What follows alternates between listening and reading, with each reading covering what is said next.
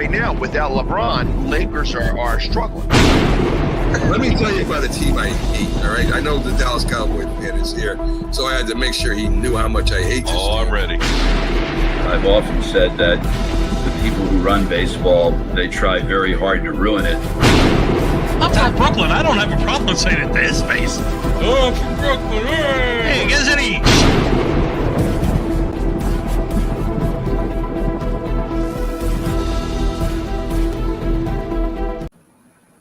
This is Northeast Streaming Sports.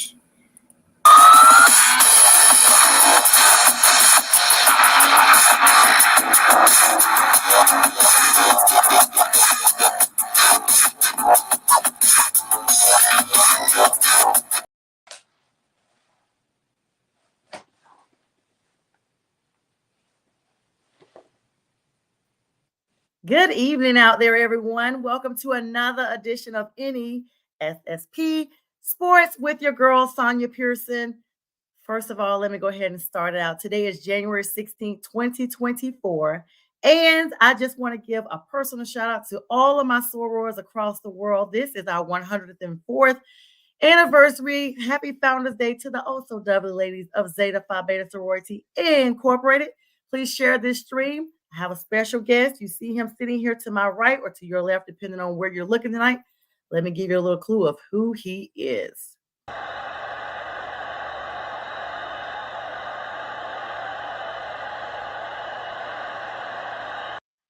Field of defense, which has been awfully tough tonight. After Jeff Rutledge at the moment, as he steps up and completes it. Byron Williams. Unless Clement Williams can get him, he's gone.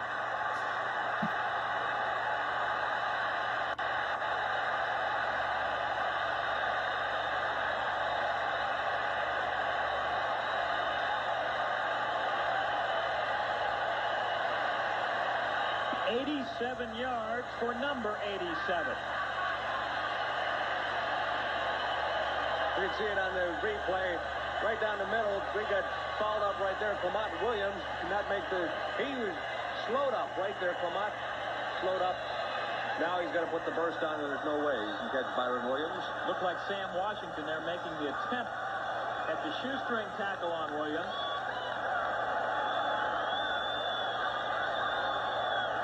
And suddenly, after being ineffective for most of the night, the Giants strike with the big play. Haji Sheikh trying to add the extra point.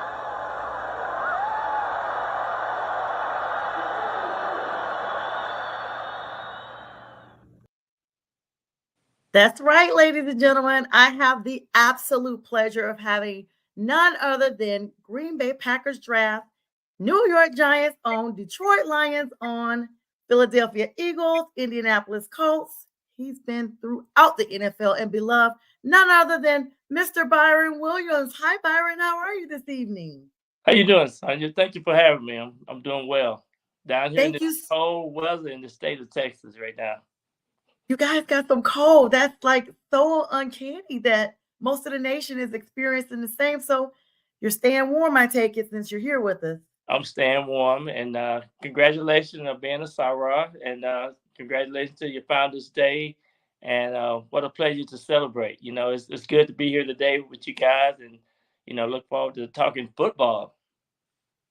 Yes, thank you so much, Byron, and thank you for those accolades. Now, let me just tell you a little bit about Byron before we get started. He is absolutely a gentleman's heart throughout, even post the NFL. Just a little bit about Byron.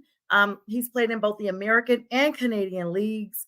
He has a love and dedication to the football field that has led to his post-NFL passion hosting and directing youth football camps for prison kids. He's the founder and owner of Football Mini Camps and BW Sport LLC, a community organization committed to helping youths perform to the best of their abilities through premier football mini camps. He is a youth sports ambassador for United Youth Football. I'll put those websites in the chat, as well as he's founded the Best Wishes Foundation. That's going to be bestwishesfoundation.org, where he has a charitable organization focused on raising sports-related healthcare awareness and advocating for a safe environment for youth to play sports. Williams and his team go into local schools where they host motivational speakers to speak to underprivileged kids. And to learn more about it, please visit anytime bestwishesfoundation.org. All proceeds from Byron's investments and activities with Go Sleeves also go directly to Best Wishes Foundations and Texas NFL flag football. Byron has been an active member of the NFLPA. You see him wearing his logo on his shirt, the Dallas chapter, and he was the acting president from 2010 to 2014 and was recently reelected as the current president for another 2-year term. He has also been an active NFLPA board member from 2014 through 22, and he was elected as an NFL-wide executive committee member with NFL team representatives in December 2022. So yes, Byron, very well accomplished on and off the field, more so off the field now. Still looking youthful, still looking like you go out there and run those yards. Congratulations to you for a stellar career in the NFL. And more so importantly, congratulations to you to continuing paying it forward for our youth, for our future. You and I talked offline before we are alive now, and you clearly have a great spirit and a passion for our future. You're a godly man, and for that, we are so thankful. So thank you so much for joining me on tonight. Thank you. You're very awesome, and thank you for having me. I heard so much about you with our team, our broadcasting team. So congratulations on all your success as well. So it's always good. You know, they say iron sharpen iron. So it's what this world is all about. That's right. Thank you so much, Byron. So, all right, we got you a good introduction in. And everyone, I'll put that website in the chat a little bit later on. Again, that's bestwishesfoundation.org again, so that you too can see how you can go ahead and support Byron. I certainly will be doing so. And good evening to our audience members on every platform. We're on YouTube, Facebook, Instagram, and StreamYard everywhere. So I say good evening to everyone joining us, including my sister Earlene out of Richmond, Virginia. I know she's cold up there. Just said good evening to us.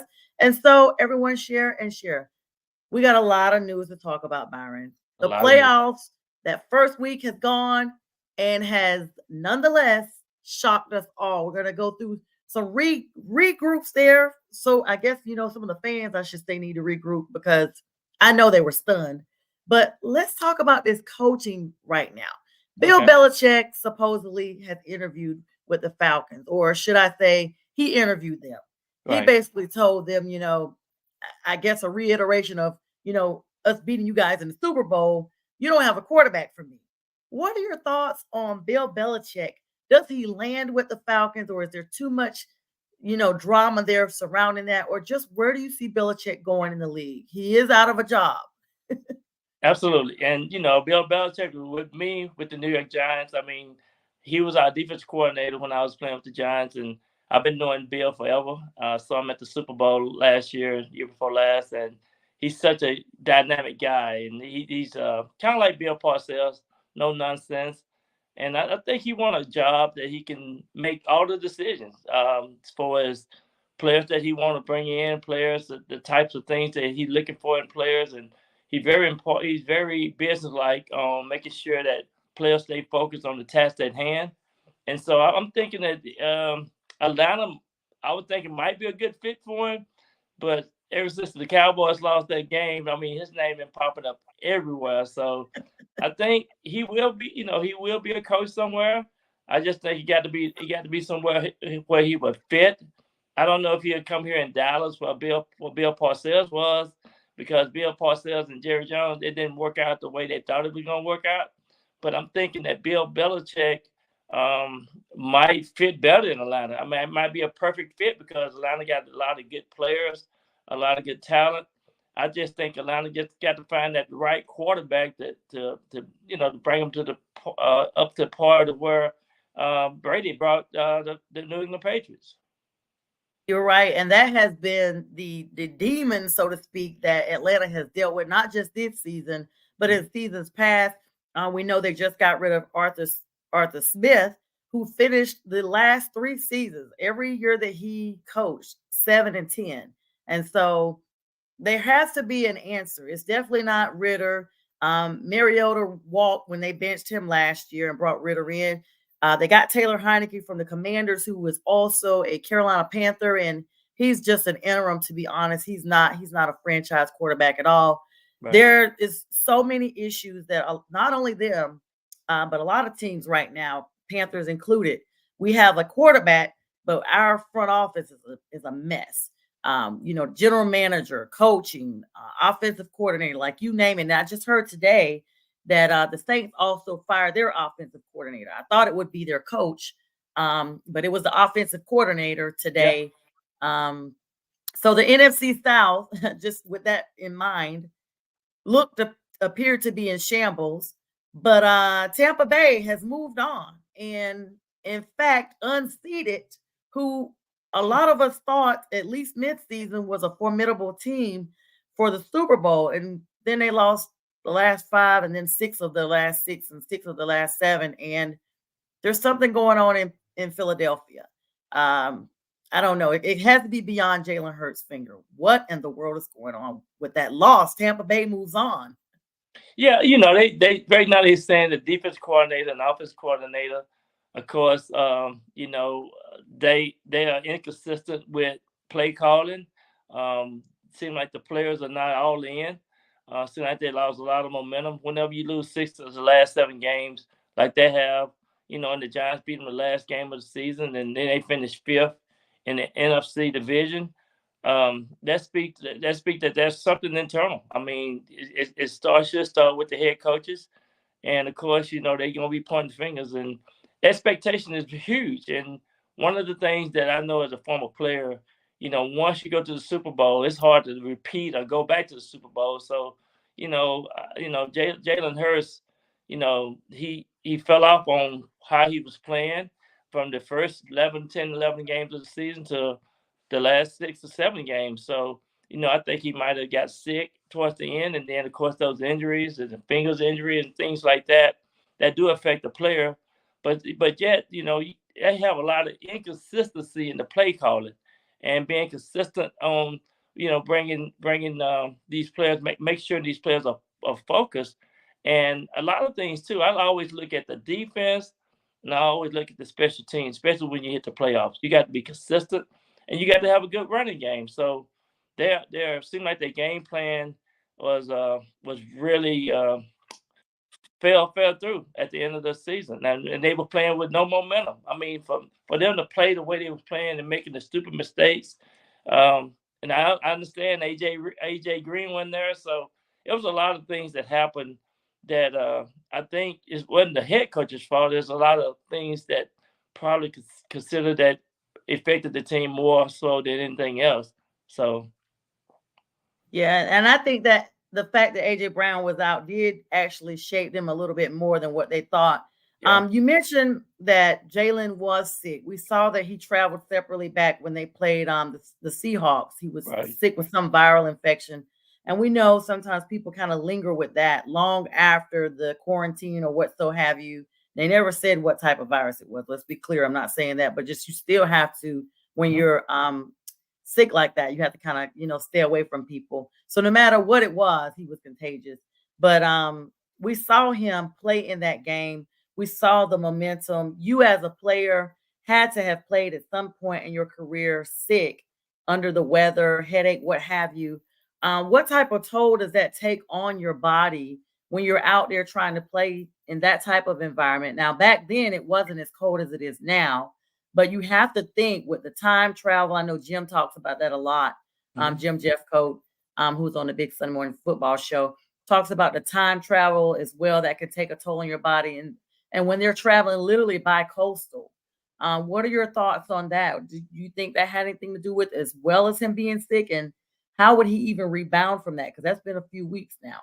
Right, exactly. Yeah, I know the team went out to Seattle the day before, and he went the next day on a separate flight. It really, playing sick or playing with a bug, having to take all that medicine just to get back up to par. Your body loses a lot of fluid. You're feeling weak, lightheadedness and things like that, dizziness sometimes, and you're not can play 100%. So even if you're playing 70% or 80%, that still takes a lot with his responsibility on play calling and making sure that the offensive line and the receivers are all on the same page.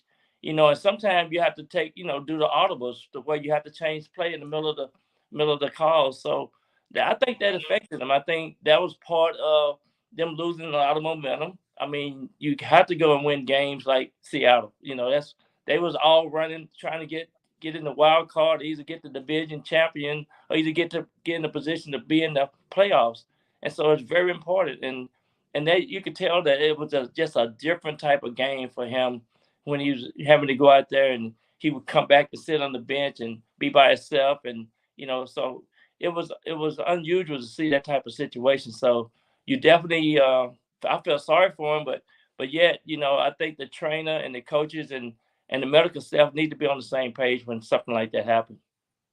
And that's what I was going to say as well. It literally was. I'm not an Eagles fan or dislike or whatever, but I do like Jalen Hurts, and it was really sombering to see him in that capacity. Jason Kelsey, we saw a different glimpse of him at the end of that game. Tearful, emotional. I think it went a little bit beyond the fact that they lost. Jason hinted around last season about not coming back. There's been conversations. Will this be, in fact, it? He's even made conversations in the past like, hey, when it's it, you guys are going to know.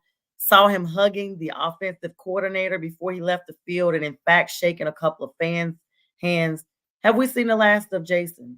I think so. I think, 7 Pro Bowl season. This was his 12th year, 13th year. And I think that, football do take a toll. So when you get around that 35, 36 year old type of football player, you have to make decisions. It's a year in and year out decision. And I think today I thought a couple of news reporters said they think he has retired. And and so I just think that, unless they can find a good center to come in and play, or they might can talk him to come back for this next run. I still think Philadelphia got enough in the tank that they can be a Super Bowl contender.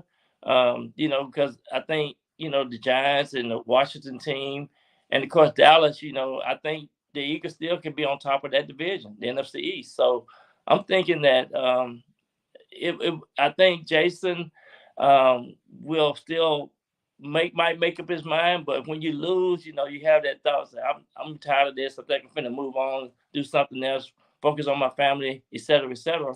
But I'm thinking too that he might have had enough. Yeah, he looks like it. We kind of saw that just a little bit. I think he was motivated in the last Super Bowl run when he knew he was playing his brother in the Super Bowl, and I think the hypeness around that.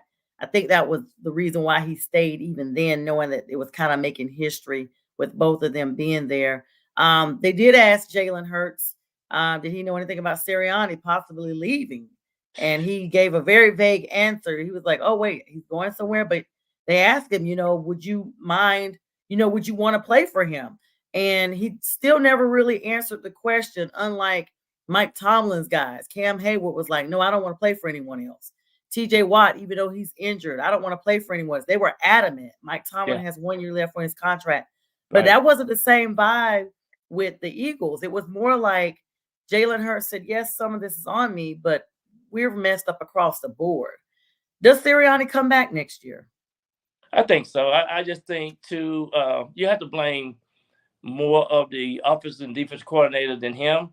I think he might need to get in a position where he get more involved with what's going on and being updated instead of just being on the sideline, just being a manager. I think, you have to be engaged, whether you're on the offensive side or defensive side of the ball as a coach. I think that's kind of where he lost momentum. I think if you look at the coaching staff, I think they had a lot of inexperience. They didn't have a good game plan. And when I look at games, I always look to see if they are predictable. But, another thing, they lost A.J. Brown. So I'm thinking it was a combination of things. I just think he have to go and find a good defense and offensive coordinator, because that's gonna be the motor to the engine that they need to have to make sure they can get to that position and maximize the strength of their offense and defense. I mean, their defense too hadn't played the way they've been playing. Right. This is NESSP Sports with Sonia Pearson. I'm joined tonight with my co-host, the one and only NFL great Byron Williams. Please share. Thank you. Please comment. What are your thoughts, everyone that's coming on right now? What are your thoughts about this big upset?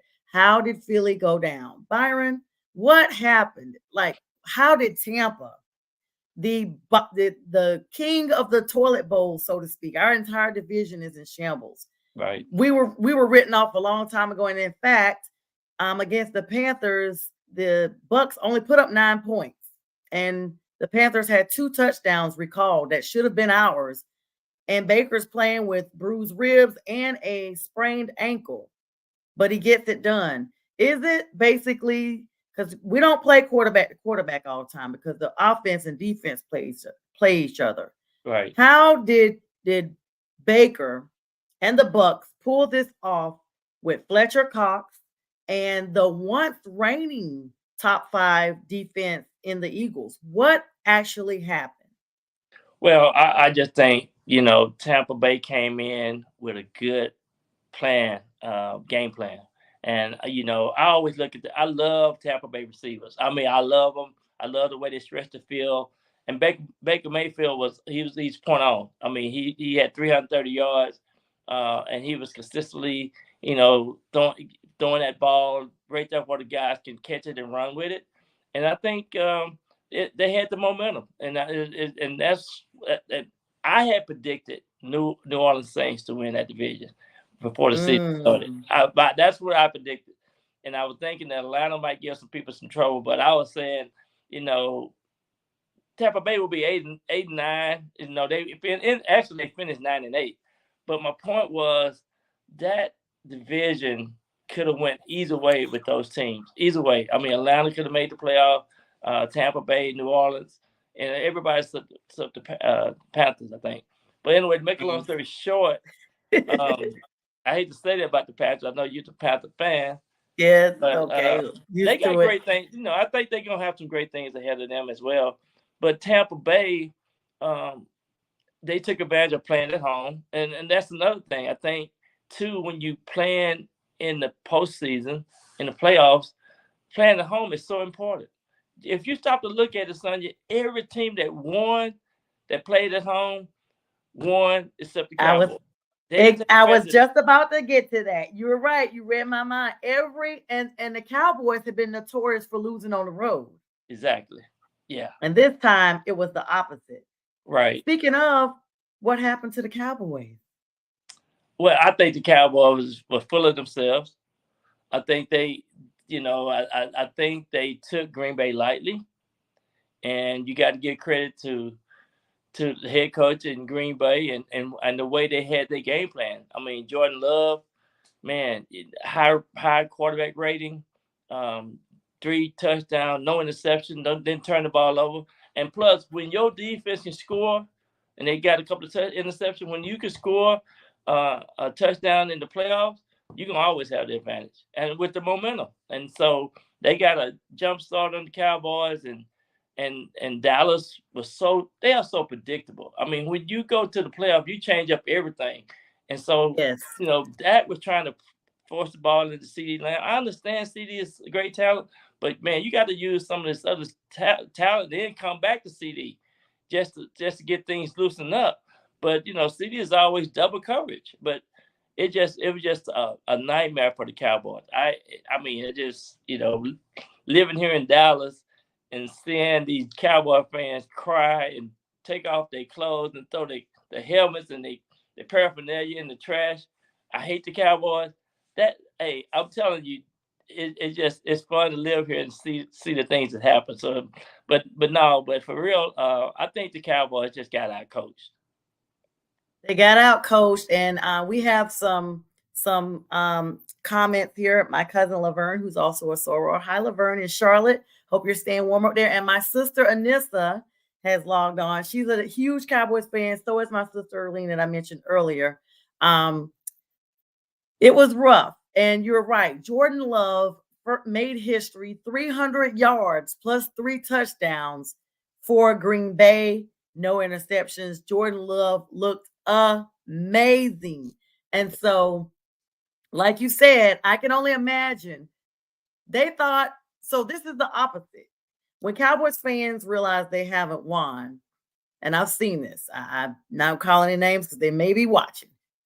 My family, a lot of Cowboy fans, and because we didn't always have the Panthers, but they're like, okay, Dak has to go. Like clean house. They're already letting it, as soon as it started looking bad. The rug was pulled out from under them.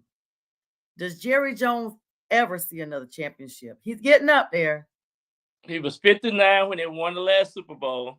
He's 81 now. He's 81 now. And that's what they were talking about. So I'm thinking that he will, if he get the right coach or if he get the right personnel. They have to have some type of makeover, because what they have now just cannot get them to the next tier, and that's to go to the Super Bowl. Oh, and Linda says hi to you. And yes, everyone, Byron is the co-host of J&B Talking Shop with Jim Jeffco. We mentioned Jim earlier, but she told me not to ask you about your playoff picks because you're tied with Pags and you lost, or you're in last place. And we know Pags is grieving. So I texted him. I saw him on TV. In fact, they made I have to go back to this real quick. They made a meme out of Pags on NFL memes. Like he's trending right now. And I love Pags. Pags is awesome, but I'm giving him some time before I reach out, just like I really didn't want to say anything to Jim, but I did talk to Jim a little bit through chat this morning. And everyone, yes, reminder, our producers are logging on. Miss Linda McGrath. Hi, Linda. Please watch on Roku and look for Northeast Streaming on the platform. And then you will find all of their wonderful shows 24/7, the best streaming platform out there. Cannot go wrong. And Anissa saying turncoats. So Byron, so we still have to dig into that. Unfortunately, everyone's saying, my sister says I'm in mourning, but I'm not doing all that. DC4L, is Dak their quarterback? Every year they're 12 and whatever. 12 and 5. Last 3 years, 12 12 and 5. 12 and 5, 21. 12 and 5, 22. 12 and 5, 23. San Francisco has been their kryptonite every time, but they didn't even make it this time. Right. And so is Dak their quarterback? I think Dak is. I mean, I'm a fan of Dak. So I believe he's the guy. Also, when you have 9 Pro Bowlers on your team, it has to be more than Dak. It has to be also the coaches. So Mike McCarthy is probably going to be gone, to be honest with you. I was going to ask you about that. And I think Dak just need to get another thing Dallas don't have that other team have. I think their special team is kind of so-so, the special team play, as well as the linebackers. And then I also say that they're so predictable. I mean, you have to change up your offensive strategy, your game plans, and things like that. I mean, if you, like I said earlier, they just got out coached. And then the running back, they needed Zeke Elliott to come in and help run that ball and have ball control and get those first downs when you need it. They didn't have none of that. And then they were dominated by Green Bay offensive line. I mean, they dominated them. They were. And then you saw the sidebars with Dak and CD off and on, like he was trying to discipline him. And, it's CD like, nah, man, you need to just pass the ball. But then Green Bay brought in their second string. Anytime a team brings in their second string, it's like, I thought they're going to put up 75 points. I was here for it. I was like, yes, run them up, because Dallas has been throwing points on everybody the whole season and not letting up. They didn't pull their starters. And I mean, they ran through so many teams that was, less than, for lack of a better word. Someone needed to go ahead and lasso them up. And instead, Green Bay was kind enough to go ahead and put the ropes up. But where was Michael Gallup? Pollard? Like, those guys were limited the entire night. Green Bay came and they were like, Aaron Rodgers who? Because when Aaron left, everybody was like, okay, Green Bay is just going to go into that good night, and that's going to be it. Right. They are not. They are in the playoffs. They are officially going now for, round 1, since they made it through the wild card. Yeah. And we have to be cognizant and be careful, because Green Bay might be one of those sneaky teams that looks like the old Green Bay. I mean, Jordan Love did study right under Aaron Rodgers, so he has to have some type of formidability for the game. Another thing too, you have to take your hat off and salute Green Bay. They are the second youngest team to ever reach the playoff and have this much success. So that speaks volume for those athletes and them doing their homework and them being focused on once they got here to Dallas, they was all about business.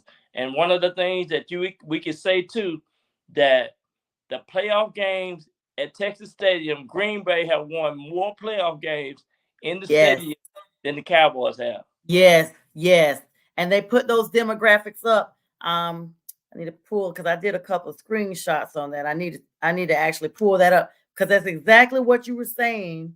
There's so many stats out there about the playoffs in general. I do want to note this is a playoff time that we had like 2 teams from several states. Mm-hmm. We had 2 from Pennsylvania, 2 from Texas. We had 2 from Florida, 2 from California, and then the 1 Lions and 1 Detroit, and 2 from and 1 Kansas. And then 1 Kansas. Yes. Mm-hmm. Yes. And so it's like, wow, like this is amazing. And now we're down to 1, and Pennsylvania has no one left in the playoffs. Right. But you're right. History is definitely being made. I do want to see this graphic that I was talking about. James Bradberry. I need to go back to him for a second. Yeah. He's a former Carolina Panther. Missed 2 imperative tackles. I mean, it's almost like he had his hands oiled. 2 pivotal tackles, and Tampa Bay just blew them up on those. And then, in fact, during the game, he was benched for a second, and they brought in Kelly Ringo for a little bit. And then I saw they brought Bradberry back in later, and he missed another tackle. Yeah. I don't know. Do the Eagles keep him?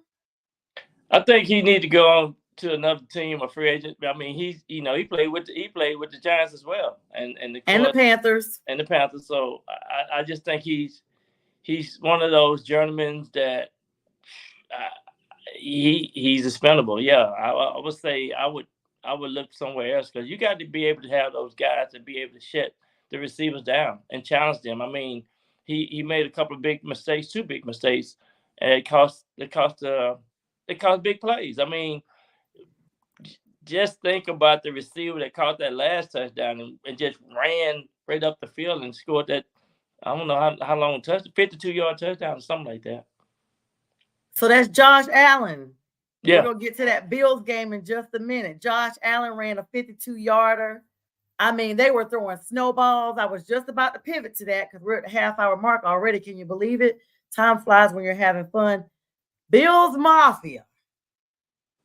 They're heating up. People counted them out because they looked a little bit like the Eagles for a while. Yeah. But now it's the playoffs. Bills are in there for the 4th consecutive year going to the playoffs, and they are about to play Kansas City. I do not think that Kansas City is going to pull this one off. I think we're going to have another Kelsey brother at home. I think so too, because really Buffalo almost beat them in Kansas City last year, and they played last 2 seasons. They had to play. I just think this is going to be the year that the Bills can overcome and win that game. It's going to be a close game. Mahomes, well, he's just so tough. He really challenged his teammates, and you just can appreciate Patrick Mahomes for how he played the game, how he approached the game. So, but yeah, this is going to be probably the game of the week. And hi, Stephanie Marie. She's a 49ers fan. She's on here, and she gives me great commentary. So, hi, Stephanie. Went to school together. She said the 49ers are it, and they've been kind of quiet since they've got this bye. We haven't heard much from them. I'm sure they're resting up, ready to roll. Now, the Bills game, 31-17 over Mike Tomlin. I'm going to be honest. I never saw the Steelers even as a postseason contender to be really legit. Every year, Mike Tomlin works magic and ekes on into the playoffs, and they give him this credit. Oh, he made the playoffs for the 13th season. Yes, but how far into the playoffs does he ever go? It's not that much because they too are having issues with the quarterback carousel. They had Mason Rudolph, and supposedly he was ready or whatever. Then you put in Pickett, and it's just a mess across the board. It was cold. they're in Bill's Mafia land. So, up there, they're still riding house the whole Damar Hamlin, who played, by the way, last night. He played. I saw. Yeah. Very good to see Damar. Very great guy. Damar, here you go. If you happen to see this anywhere, great young man. Great, blessed of what God's done for him, that he's come back and been able to still play, and that the Bills organization, hung in there with him to allow him that. So, you have to appreciate that. I'm sure you as a player can know what it's like if you're with someone that they're like, well, they're injured. We think about Ryan Shazier back in the day when he had a paralysis, honestly, for a while. And the Steelers were continuing to pay him for a little bit, and he never took the field again, but he did learn to slowly walk again. We saw that, but they continued to pay him for a while he healed. But to me, during Ryan Shazier's time was the last great time we saw the Steelers. I wasn't too keen on Roethlisberger because I felt like he just was kind of like the face of the team. I felt like he wasn't even really, to be honest with you, in shape to be a quarterback. He was probably he looked like the Big Ben clock, like they called him. Yeah. But what in the world? Like this, Tomlin has confirmed he's coming back. That did come out today, even though last night, the press was, on him, and he walked out. He's.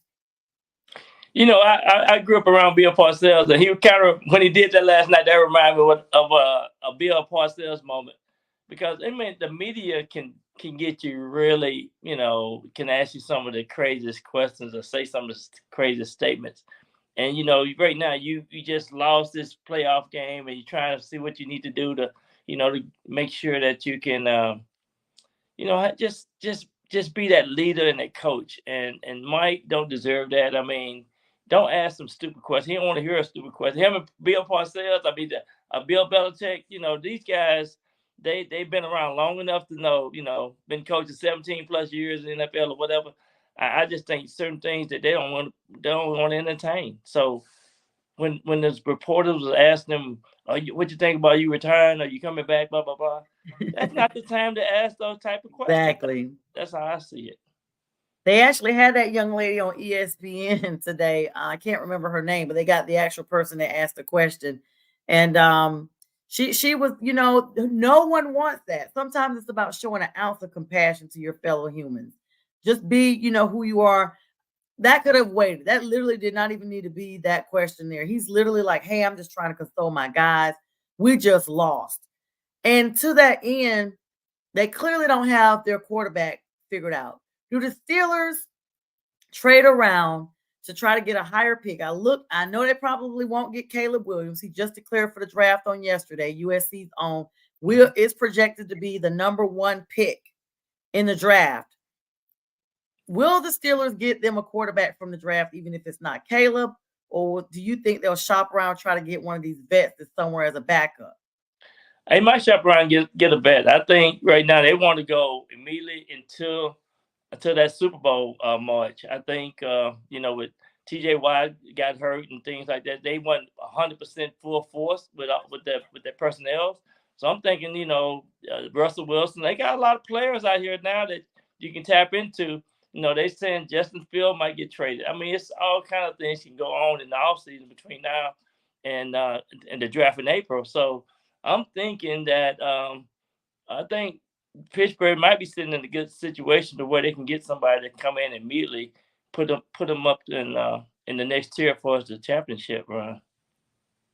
Yeah, they were talking about before. So one thing about the Steelers, they don't fire coaches. They do not have a history of firing anyone, and they keep coaches very long tenured. Mm-hmm. And we know that Mike Tomlin's been there 17 seasons, one of 17, those. Yeah, 17. Mm-hmm. 173 games he done won. He lost 100 games and 2 ties. See, there you go. So they may extend him again. He has 1 year left on his contract. He said he's definitely coming back. I know they spoke about his daughter getting in college in Virginia, I believe it is. Mm-hmm. And so he had contemplated, at a minimum going to another team so he could be closer to her. But honestly, Pittsburgh is not that far from Virginia. I don't see any other teams that would make that much of a difference for him to try to go to be closer, but you never know. But at a minimum, he is coming back next season. They got mollywopped. That's my word. 31-17 by the Bills. Snowballs everywhere. I'm so glad I wasn't in that stadium because snowballs hurt. And those fans were just throwing them everywhere, like in celebration. And even on accident, they could have very seriously hurt someone. You just never know. You got people drinking and partying, and so they don't have a good cognizance of what's actually going on. The Rams and Lions game. Literally, they ended with the season score 23-24. As of this is the 23-24 season. Matthew Stafford went home and went right on back to LA without a shared experience. People booed him. The Lions fans booed him when he came out. They talked about how he really didn't want to go. He and his wife have been there 12 years. His wife battled some brain surgery she had to have for a tumor they removed. The Lions organization supported them and their family. Then he went, got that Super Bowl. Of course, the Lions were happy for him, but then he wasn't even claiming any of that. Like he couldn't share that celebration with them. So he comes back, comes home, and Jared Goff has to let him know there's a reason why we switched, bro. I'm going to take care of you by 1 point. In fact, all the way down to the last play of the game, Jared Goff looks like he was going to run another play. He spiked it. We're done. I was like, wow. Jared was just like, no, you thought we were going to take it. Unlike the Saints who ran a play against Atlanta a couple of weeks ago. He was like, nah, we're done. We're done. I was like, wow. Are the Lions a legit team? I want to jump on their bandwagon just because they're felines like the Panthers and they look good. So I'm rolling with Detroit. Hey, I'm telling you, I'm so proud of Detroit. I'm so proud of the team. Proud of Dan Campbell. He grew up here in Texas. They hadn't went to a playoff game since 91, 92, somewhere that day. So the city deserve it. I mean, Motown. I mean, just that city and the people who've been so patiently waiting. What an awesome victory. And to be. The week before that, we're going into the playoff. They lost that game to the Cowboys. They still had that hanging over their heads. So it felt like they were cheated too. Let's be clear.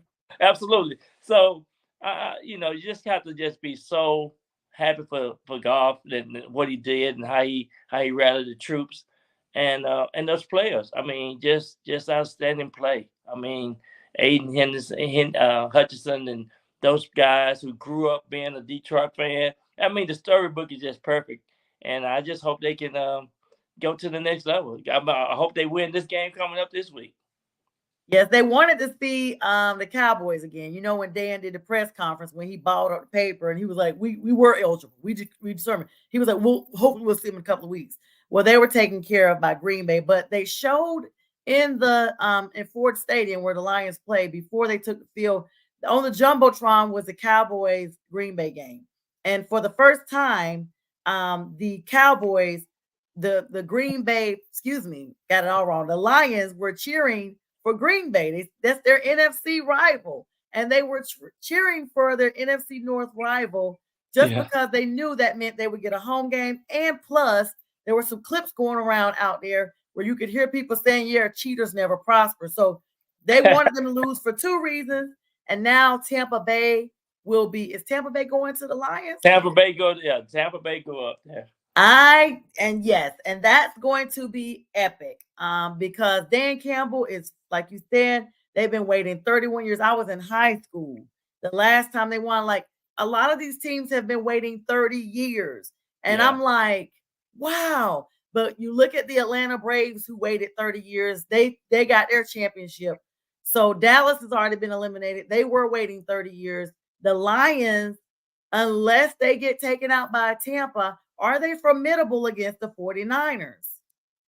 I don't think so. I think they know what they need to do, and the good thing they playing at home. The crowd gonna be in it like there was this past weekend. I just think you got to be happy for Detroit to be in that position.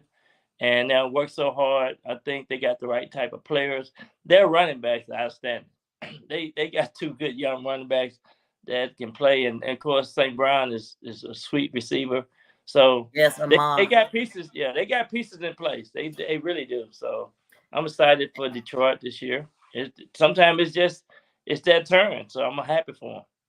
And we talk about the 49ers a lot, but let's be clear. They have to face Green Bay on Saturday at 8:15.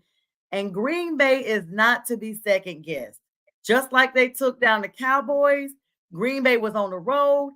Now the 49ers, even though they're rested, we do not know what that picture is going to look like until we actually get here. We're going to be looking for the injury report that should be coming out towards the end of the week. No big news on that right now, but Green Bay is one of those teams that you do not want to see upset, because if they are able to overcome the 49ers, they may be the same ones that overcome everyone else and go all the way.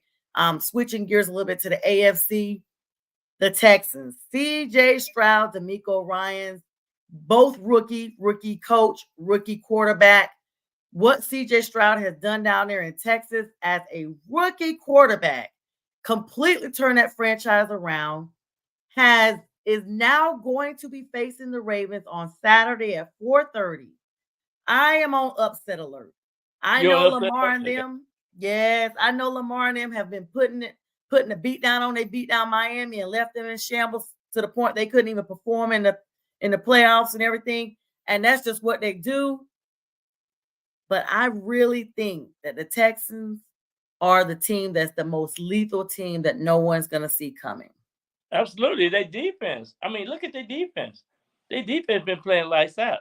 I mean, if you think about Will Anderson and CJ, they both going to get Rookie of the Year, I think. And I think, that just speaks volume for the young team with the momentum. And they so unpredictable. You can't really sit there and say they're going to do this and do that. No, they're going to surprise you. And what I like about them, they do not give up. They play with heart. So, CJ have 157.2 passer rating as a quarterback. Yeah. And so, he don't make mistakes right now. So you have to take your hat off to Houston Texans and what they're doing and be happy for them. I just think Baltimore going to have their hands full. And they're actually playing in Baltimore. It's going to be interesting to see what that weather looks like because in Texas, where the Houston Texans play, it's not as cold as it is because they're in the southern part of the state, correct? Correct. Yeah, and they inside too. So, but yeah. And right, and that's another thing. We have that game coming up Saturday at 4:30. Jim Harbaugh. Let's go ahead and dial it to that. I got to squeeze that in. So apparently, he done went and talked to the Chargers. Yeah, but Michigan got a contract waiting on him, the largest in Big Ten history. If he stays with Michigan, he'll be the most paid coach. What do you think he does? Do you think he's going to come to the league, or what do you think Harbaugh's going to do? Well, I think he's just like any other business person. I think he needs to go and see what people are laying out on the table for him, and I think he can come back and talk to his family and pray about it. I hope he's a praying man and then decide which way he want to go. I think his name is even mentioned here in Dallas, so he gonna have some choices, and I just think he's gonna sit down and take the best offer. To me, he's hot right now. You got to get people when they hot. You got to entertain everything that they put on the table before you. Yeah, and Stephanie says they're not the Cowboys, so they're not to be messed with. She's pretty confident that the 49ers are going to go ahead and handle business and that the Cowboys just got out-coached and outplayed. There are 7 positions right now in the NFL where head coaches are being sought after. Mm-hmm. We've already talked about Belichick. We've already talked about Harbaugh. Do you think that anyone formidable, any other names come to mind for you where they will be either a current coach that may be moved to another team or just a team? Because I still don't know what the Panthers are going to do. I was told that we were interested in Belichick, but he basically, he wants control as a GM and a coach. And Tepper is not going to relinquish that. In fact, he's gone out and gotten a professional firm that's supposed to be helping him with the recruiting, because Tepper is known for going on social media and listening to what people say. And so Stephanie brought up a good point. I was just about to bring him up. Pete Carroll. Pete, by the way, they just had an appreciation dinner for him. Mm-hmm. He had members of his past and present players. Russell Wilson came. Richard Sherman came. They actually got along. And he was talking about the Legion of Boom. He was talking about how they used to be. Pete Mhm. Carroll was downgraded to an analyst position, senior analyst position with the Seahawks, because Jim Jeffcoat has shared with us that team in the original owner's last will and testament, who is now gone on, Yeah. has that team is supposed to be sold in 2025.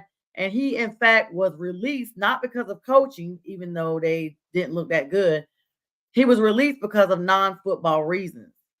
Do you think Pete Carroll moves on from Seattle, not wanting to be an analyst anymore? Because let's be honest, Pete is up there, but Pete is in shape.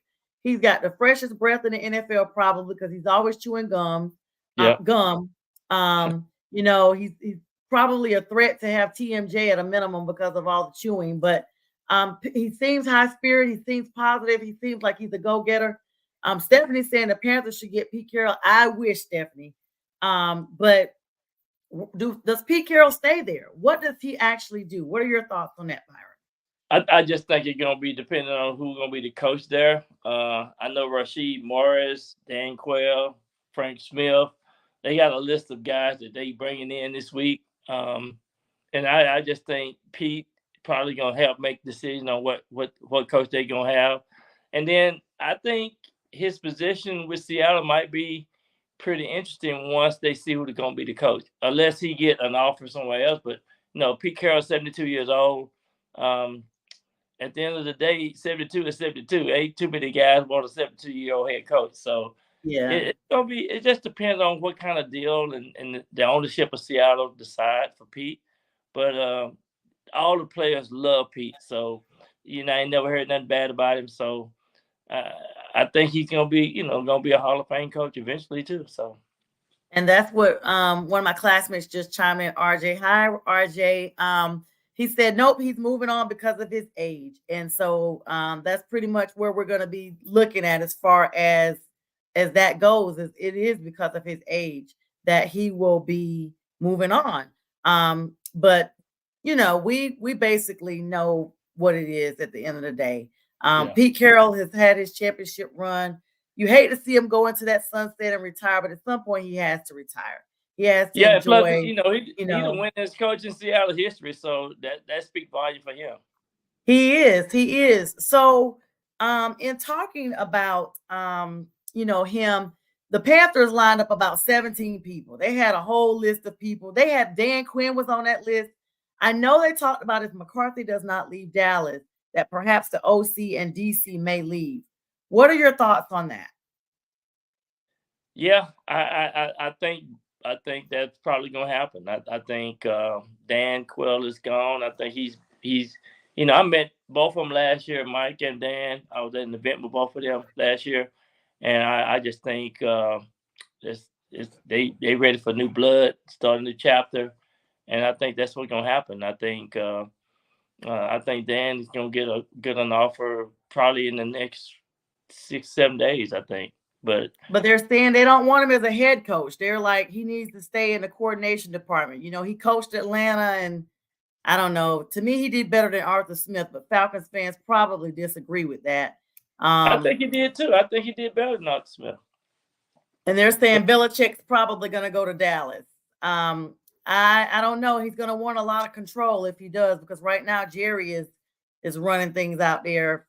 He's very involved with everything, but yeah. Only time will tell. We've got just a few more minutes left here. Now, I'll be on again tomorrow night at 9. Byron, tell us a little bit about your J&B talk show, Talk Sports, so the audience can know how to find you and follow you all. Yeah, we on every Wednesday night from 7 to 8, which would be 8 o'clock to 9 Eastern Time, Central Time. We 7 to 8. Jim and I've been on. This is our 3rd year, and we just talk about locker room football. He grew up in New Jersey. I grew up here in Texas, and I wanted to be a Cowboy. He don't want to admit it. He wanted to be a Giant, but we just have a lot of fun. We talk about a lot of things that that guys discuss for us locker room stuff. Jim talk about flying across the United States. I just think you just have to have have your legs in shape to go out there and run and play in the games. But we have a lot of fun. We challenge each other on things, and we've been doing it now. This is our 3rd year. So the J&B Talking Shop. And I love the show. I've shared it a few times. There's going to be on Northeast Streaming Sports platform as well. They come on right before me, y'all. So all you got to do is start an hour early and then come on into my show. I'm on at 9. And they come on throughout. I feel like I see you guys even more than that. It's a really great show. They, talk, all guys talk and everything. And so very appreciative for the show. You guys are super knowledgeable. And I watch y'all because, I got to know what I'm talking about when I come on here. So I take notes sometimes. You could be a coach. You know your stuff. So applause to you and heads up for you for what you know. Football knowledge from your perspective is really good. I'm pretty impressed with that. I was telling you last night, I grew up with 7 sisters and they thought they knew about football, but I have to say I met somebody that know more about football than them. So Byron, I'm humble. Thank you so much. That means so much coming from you. I just, I love football. I got into it with got into football really from my uncle, Edward Walker. He's gone on past a couple years before the pandemic. He was my dad's brother. So he's kind of like a second dad to me. In fact, I called him my uncle. I have like a little tattoo and it's a football in there because we watch games together and everything. But I got into it and still with it and still loving it. And so it's always interesting, never a dull moment. And actually we'll be delving into NBA and baseball news occasionally as well as college news. So it's definitely, exciting and I'm glad to be able. Now before you hop off of here, let's talk about your nonprofit and all of that. Tell us a little bit about what you do in the Texas area, as well as, the NFLPA and also your Best Wishes Foundation. Absolutely. As I got through playing pro football, I got into the track and turf business, put in 400-meter running tracks and turf fields, went to all these schools, and I decided to start my Best Wishes Foundation because some of the coaches say, Byron, we got these homeless kids. So what we did, we'll go into the schools and they'll identify these kids for us, and we'll come in and have pizza parties with them, and we'll buy them holiday gifts and things like that. And sometimes I just release some money for them to eat during the weekend when they go home on Friday. So we have a lot of homeless kids in the schools. So that's what the Best Wishes Foundation is all about. And then we go in and do football camps as well.